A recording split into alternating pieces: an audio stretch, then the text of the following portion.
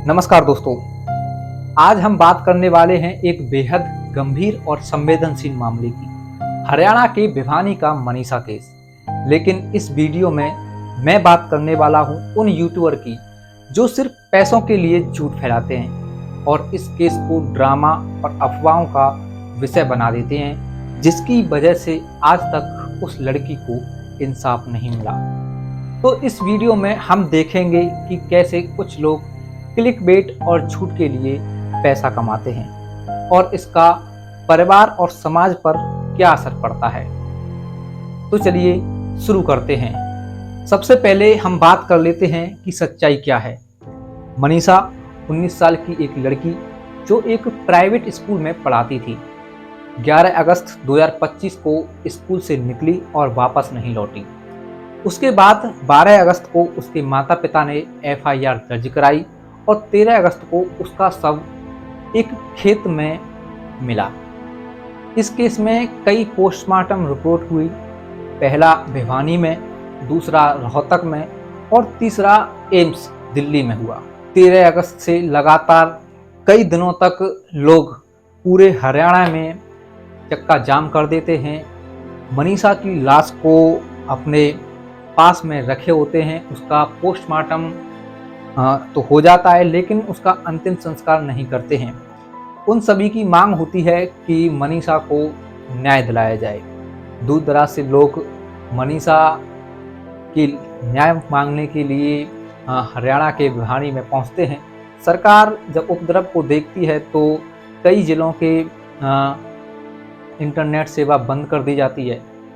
इसके बाद में 20 अगस्त को मुख्यमंत्री नायब सिंह सैनी द्वारा यह केस CBI को सौंपा जाता है ताकि निष्पक्ष जांच हो सके। लेकिन यहाँ एक महत्वपूर्ण बात यह है कि अभी तक CBI को केस सौंपे जाने के बाद भी CBI ने अभी तक FIR दर्ज नहीं की है। दोस्तों, FIR दर्ज करने में CBI द्वारा और केस को लेने में बहुत अंतर होता है, यानी औपचारिक रूप से जांच अभी शुरू नहीं हुई है और कोई आरोपी गिरफ्तार नहीं हुआ है। तो जो आप वीडियो देख रहे हैं जिसमें किसी के नाम पर आरोप लगाया गया है, पिता है, मामा है या भाई है, यह सिर्फ अफवाह है और ड्रामा है और सच नहीं है।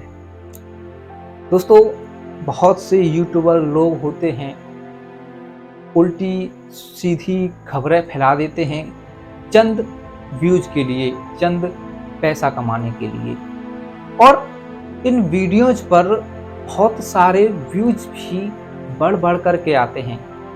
पता नहीं हमारे देश की जो जनता है वो इन वीडियोज को देखती ही क्यों है। अब बात करते हैं उन यूट्यूबर की जो इस मामले का फायदा उठाते हैं। मैंने देखा है कि 90% वीडियो में ड्रामा दिखाया जा रहा है। कोई मनीषा के पिता को हत्यारा बताता है, कोई मामा को या फिर कोई भाई को ही आरोपी बना देता है, जो कि मनीषा का भाई सिर्फ 16 या 17 वर्ष की अवस्था का है। दोस्तों, ये जो यूट्यूबर लोग होते हैं ये चंद पैसा कमाने के लिए कुछ भी अनाप शनाप बना करके लोगों को दिखा देते हैं। कभी किसी आरोपी को झूठा साबित कर देते हैं ये चंद यूट्यूबर, कभी किसी रिश्तेदार को के नाम पर आरोप लगा देते हैं। आखिर ये सब करते क्यों हैं? सिर्फ पैसे और व्यूज के लिए? जितना ज्यादा ड्रामा उतनी ज्यादा क्लिक और उतना ज़्यादा एड रेवेन्यू। इसी को कहते हैं क्लिक बेटिंग। लेकिन आप सोचिए, अगर परिवार ये सब देखे तो उनका दर्द कितना बढ़ जाता होगा। और जो CBI जांच कर रही है इस केस की, उसका रास्ता भी इन्हीं अफवाहों के कारण मुश्किल हो सकता है। दोस्तों, ऐसे वीडियो देखने के बहुत नुकसान है। परिवार को मानसिक कष्ट, ये अफवाहें उनके लिए और भी ज़्यादा दर्दनाक हो जाती हैं। सत्य का भ्रम फैलता है, लोग सच और झूठ में फर्क नहीं कर पाते। जांच में बाधा, अगर कोई अफवाह फैलती है तो पुलिस और सीबीआई की निष्पक्ष जांच प्रभावित हो सकती है। हम सभी भारतीयों को या फिर हम सभी जितने भी सोशल मीडिया पर यूट्यूबर हैं, उन्हें जिम्मेदारी लेनी चाहिए कि संवेदनशील मामलों में अफवाह पर भरोसा न करें। सिर्फ वही देखें जो आधिकारिक स्रोत या भरोसेमंद न्यूज चैनल बता रहे हैं। उसी चीज को हमें लोगों को दिखाना चाहिए और उन्हीं चीजों को हम जनता को देखना चाहिए। दोस्तों, मैं आपको कुछ सुझाव देना चाहता हूं।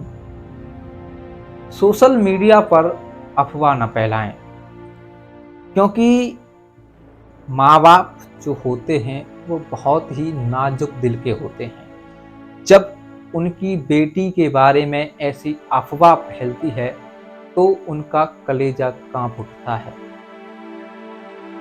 ऐसे वीडियो देखें तो सिर्फ तथ्य और तारीख पर ध्यान दें, किसी के नाम पर आरोप मत मानें। दोस्तों, मैं आप सभी से केवल यही कहना चाहूँगा कि ऐसे वैसे न्यूज़ चैनल से ये वीडियो ना देखें। केवल तारीखों पर और जो भरोसेमंद न्यूज़ चैनल हैं जो कि टीवी पर दिखाए जाते हैं या फिर आप जिनसे बहुत ही ज़्यादा सहमत होते हैं, उन चैनल से ही जानकारी प्राप्त करें, उन चैनल की ही वीडियो को देखें। अगर कोई वीडियो ड्रामा दिखा रहा है तो उसे ब्लॉक या रिपोर्ट करें। हमेशा सीबीआई या पुलिस की आधिकारिक जानकारी का इंतजार करें। दोस्तों, याद रखें, हमारे सिर्फ व्यूज और पैसे के लिए किसी की जिंदगी को प्रभावित करना सही नहीं है। दोस्तों, इस वीडियो का मकसद सिर्फ सच बताना है। मैंने आपको दिखाया कि कैसे कुछ यूट्यूबर पैसे के लिए झूठ फैलाते हैं और इसका समाज और परिवार पर क्या असर पड़ता है।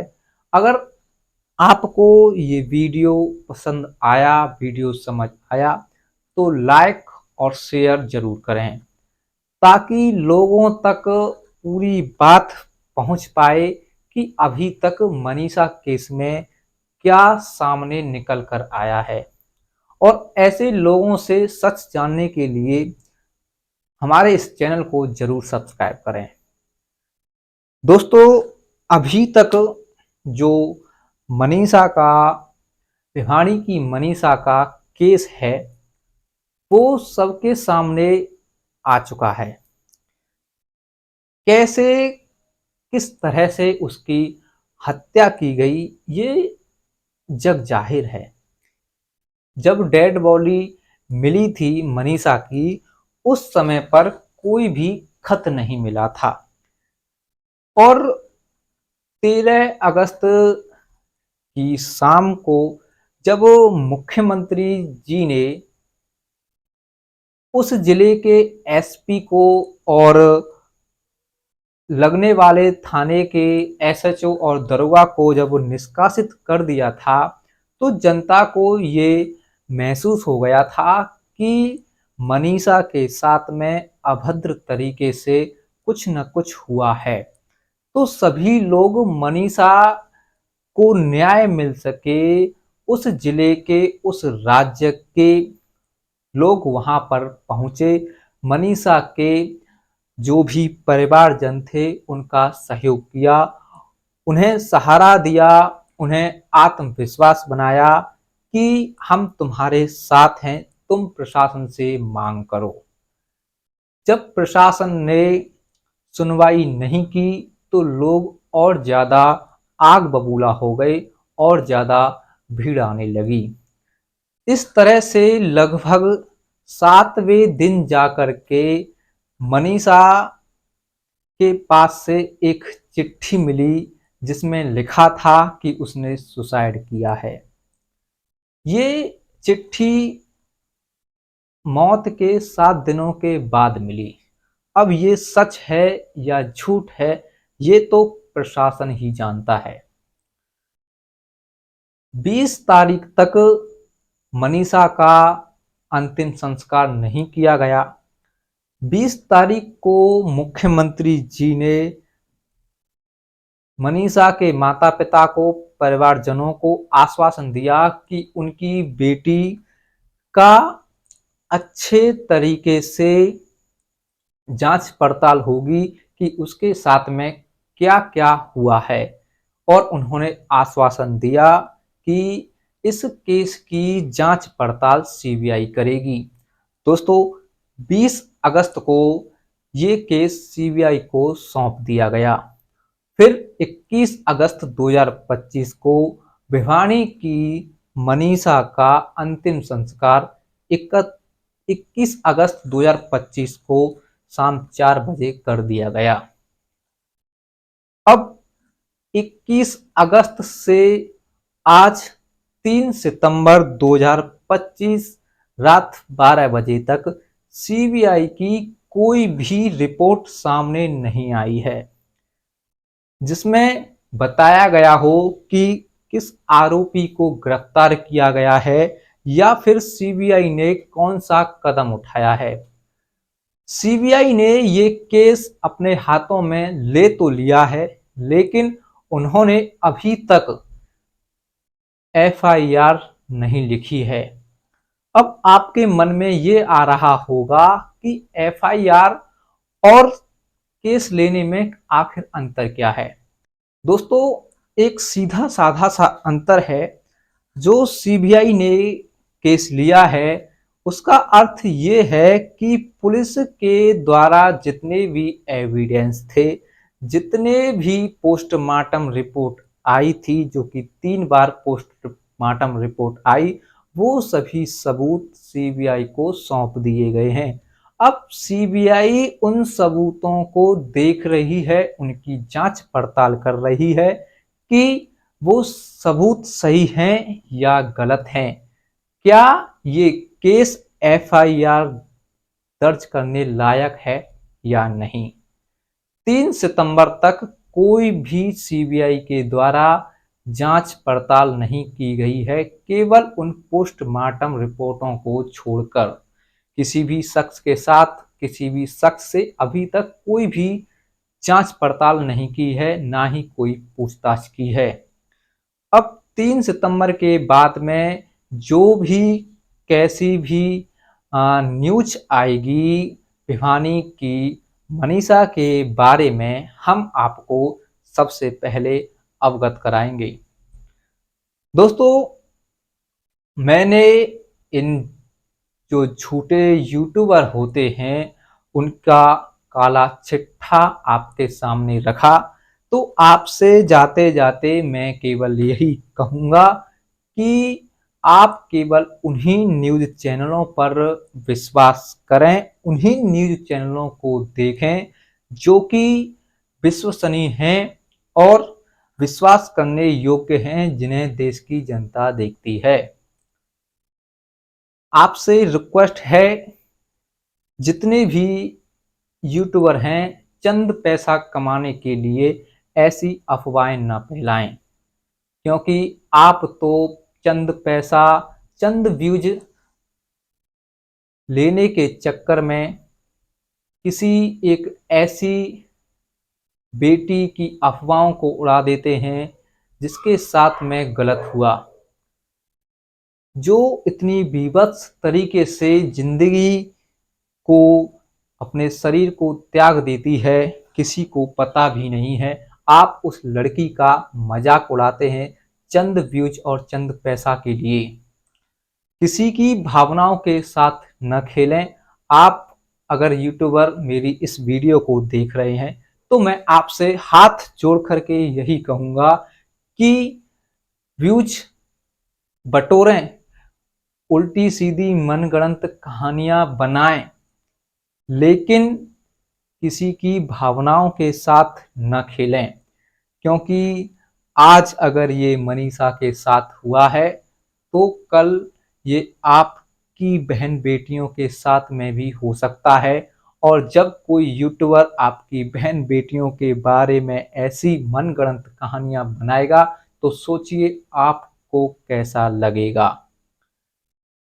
जाते जाते आप सभी से केवल यही कहूंगा, तब तक के लिए जय हिंद, जय भारत।